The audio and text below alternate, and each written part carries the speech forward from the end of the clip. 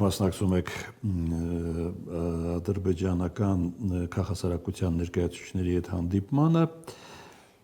կասեք ինչի մասին էր այս անգամ շփումը։ Շնորհակալություն հրավերի համար,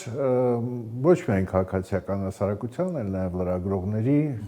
փորձագետների տարբեր ոլորտների, այսինքն այս անգամ ուրիշ կազմ է։ Ոչ թե ուրիշ, այլ ընդարձակված։ Այսինքն կա նախաձեռնող խումբ, հնգական հոգի Հայաստանից եւ Ադրբեջանից, մենք հանդիպել էինք դեռ հոկտեմբերին, նոյեմբերին Երևանում եւ Բաքվում։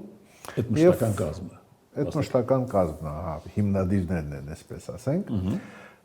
նախաձեռնության խաղաղության կամուրջ, բայց արդեն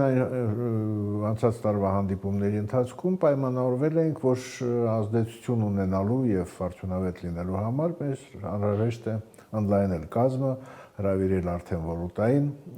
մասնագետներին եւ համապատասխան կազմակերպությունների ներկայացուցիչներին եւ փաստորեն Ծաղկաձորում առաջին ընդլայնված հանդիպումը տեղի ունեցավ, հիմա սպասում ենք, երբ կպայմանավորվենք պատասխան այցի մասին։ Այսինքն 40 հոգի էր նախատեսված, ընդամենը 1 հոգի Ադրբեջանից չկարողացավ ընտանեկան պատճառներով միանալ, եւ դա նշանակում է, որ մենք նաեւ մտել ենք ոլորտային դաշտ արդեն, ոչ միայն խոսում ենք քաղաքական համատեքստի մասին, խաղաղության պայմանագրի, սահմանների, հաղորդակցությունների ապաշրջապակման, այլ նաև ավելի նեղ խնդիրների մասին, ինչպիսին են լրատվամիջոցների աշխատանքը, ինչպիսին են տարբեր մարդասիրական ծրագրեր, որոնք շատ կարևոր են, քանի որ ողջ հետքեր են թողել պատերազմները մեր հասարակությունների վրա։ Խոսում էինք բնապահպանության, ջրային ռեսուրսների արդյունավետ օգտագործման մասին։ Առայժմ կարելի ասել, որ դա կարծիքների փոխանակում էր կամ փորձի փոխանակում։ Կարծում եմ, որ դրանից կարելի է բխեցնել արդեն նաև կոնկրետ ուղղություններով նախաձեռնություններ, ծրագրեր եւ արդեն կարծում եմ Բաքվի կամ Ադրբեջան այցելելու ժամանակ ավելի կոնկրետ կլինի այն ծրագիրը, որը փորձել ենք իրականացնել։ Իսկ եթե հակառակ կողմից դիտարկենք, կան հարցեր, որոնցից խուսափում են կողմերը։ Չկան այդպիսի հարցեր, այսինքն քննարկվում է ամեն ինչ, ադրբեջանական կողմ։ Չկան այդպիսի հարցեր, քննարկվում է ամեն ինչ, քննարկվում է անսպասելիորեն բաց եւ անկեղծ, բայց դա չի նշանակում, որ կա ընդհանուր կարծիք, ինչպես կարելի է այդ խնդիրները լուծել։ Բայց արդեն այն, որ կարծիքների եւ մտահոգությունների փոխանակում տեղի ունեցել, ես կարծում եմ հույս է տալիս, որ նաեւ այդ առայժմ հակասական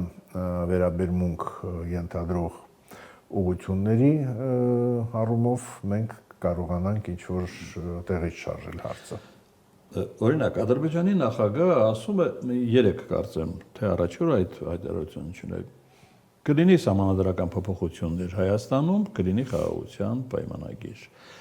Այս մասին ինչ են մտածում ադրբեջանցիները։ Նրանք ընդհանրապես կրկնում են այն, ինչ ենթադրում է պաշտոնական տեսակետը, մանավանդ որ համարում են, որ դա քաղաքացիական հասարակության կամ այլ մասնագետների լուծվելիք հարցը չէ։ Դա պետք է լուծվի ամենաբարձր քաղաքական մակարդակով, բայց դա չի նշանակում, որ չեն քննարկվում այլ տարբերակներ, որպես հավանական զարգացում գործընթացների, օրինակ ես ասեմ իմ դիրքորոշումը, որը հնչեցրել եմ եւ որը ընկալվել է գործընկերների կողմից, դա նա է, որ եթե մարտին հրապարակվում է սահմանադրության նախագիծը, որտեղ Ադրբեջանին անհանգստացնող եւ ակնհայտորեն տարածքային պահանջներ պարունակող դրույթ կա, թեև դա սահմանադրական նորմ չի, ըստ պետք է հասկանալ, որ այդ բացատրությունը ընկալելի է Ադրբեջանում։ Ընկալելի է, պատկերացրեք, որ ընկալելի է։ Բայց այդպես ամեն դեպքում խորհրդանշական կարևոր դեր դա խաղում է։ Այսինքն եթե հղում է կատարվում մի փաստաթղթի վրա, որտեղ Լեռնային Ղարաբաղը համարվում է Հայաստանի մաս, բնականաբար դա չի կարող հանգիստ թողնել ադրբեջանցի մեր գործընկերներին, որոնք համարվում էր, որ այդ առումով թողնենք մարդկանց վերադարձի իրավունքը, դա միանգամայն այլ հարց է, բայց որ պաշտոնական մակարդակով խնդիրը լուծվել է, որ Լեռնային Ղարաբաղը դա Ադրբեջանի մաս է եւ դա ճանաչվել է պետությունների կողմից եւ եթե այդպես է, ուրեմն հղումը սահմանադրությունում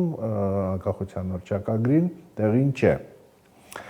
Եվ կարծում եմ, որ եթե հրապարակվի նախագիծը, որտեղ այդ անհանգստացնող դրույթը խմբագրվի եւ դրանից հետո տեղի ունենան խորհրդանական ընտրություններ, իսկ մենք գիտենք, որ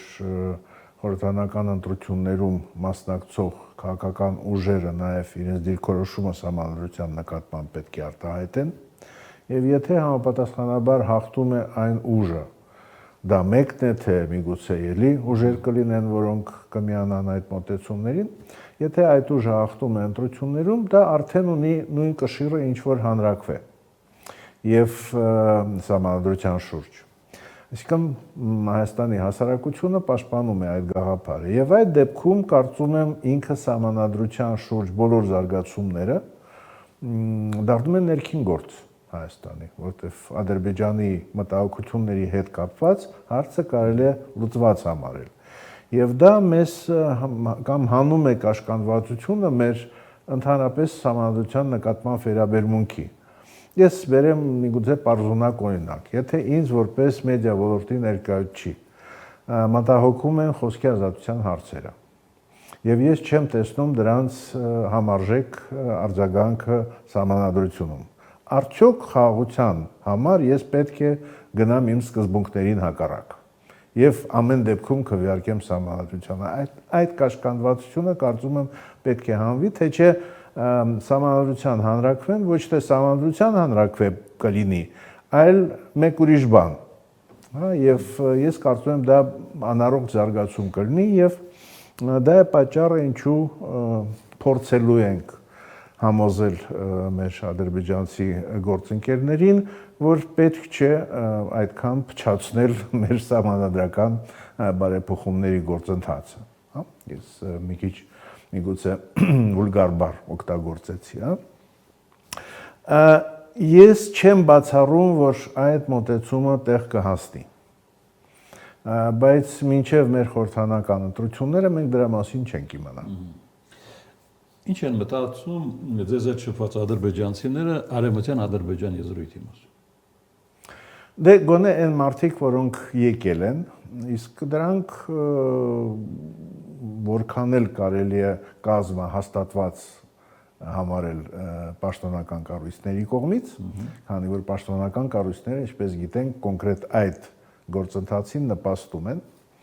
Ամեն դեպքում դրանք բոլորը պաշտպանում են այսօրվա օրակարգը հարաբերությունների նորմալացման։ Եվ քանի որ այդ օրակարգը ենթադրում է տարածքային ամբողջականության պահպանում, չմիջամտություն ներքին գործերի մեջ եւ ուժի կիրառման բացառում, դա նշանակում է, որ